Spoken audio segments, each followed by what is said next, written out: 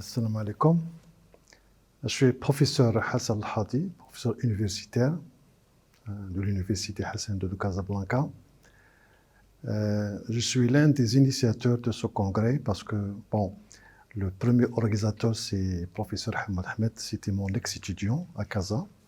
Et c'est lui il avait fait la thèse avec moi au Maroc. Et je connais ici pas mal d'étudiants, donc qui étaient mes ex-étudiants à Casa.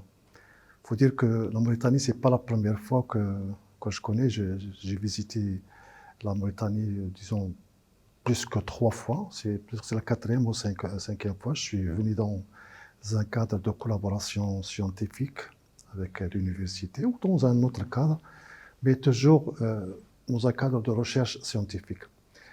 Alors pour ce congrès international, donc le premier congrès international en géosciences, j'ai été invité pour donner une conférence sur une thématique qui est mal connue en Mauritanie. C'est le patrimoine géologique qui commence à prendre de l'ampleur à l'échelle mondiale. Donc, beaucoup de pays sont dotés d'une recherche géologique, de potentialités géologiques et minières importantes, mais malheureusement, ces potentialités ne sont pas connues par le public.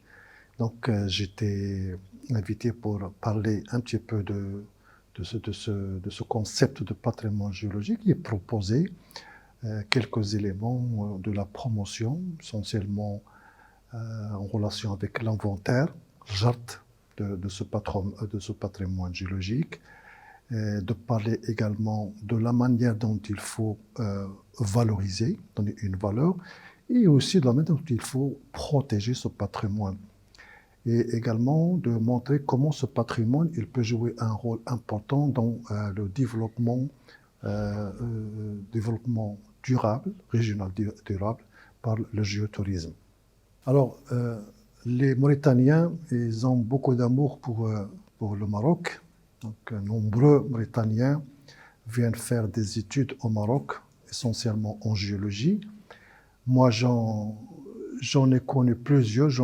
Chaque année, je reçois des étudiants mauritaniens qui viennent me solliciter pour travailler ensemble ou pour leur proposer, disons, des enseignants, discuter de leur sujet de thèse, etc. Je pense que, de point de vue géologique, la Mauritanie, c'est le prolongement vers le sud de la géologie marocaine. Et donc, on ne peut pas comprendre la géologie marocaine sans connaître la géologie mauritanienne, comme on ne peut pas comprendre ce qui se passe en Mauritanie d'un point de vue géologique si on ne fait pas une étude géologique au Maroc. D'où la coopération, il s'impose, on n'a pas le choix, on ne peut pas choisir, mais il s'impose et donc il faut coopérer. Une chose encore importante, et ça on l'a découvert dans ce congrès, c'est la jeunesse, c'est les jeunes chercheurs en géologie, surtout mauritaniens, qui suivent donc qui font des recherches ici à l'université de Nouakchott. Ce sont des jeunes chercheurs qu'il faut aider, qu'il faut leur créer des occasions de contact avec les industriels ou avec des chercheurs étrangers pour qu'il y ait un brassage des données et pour que la formation même de ces jeunes s'amplifie davantage. On a remarqué combien ils étaient intéressés par la géologie, par la discussion, par le débat. Ils parlaient de manière très chaude et ça, tout le monde l'a remarqué dans la salle.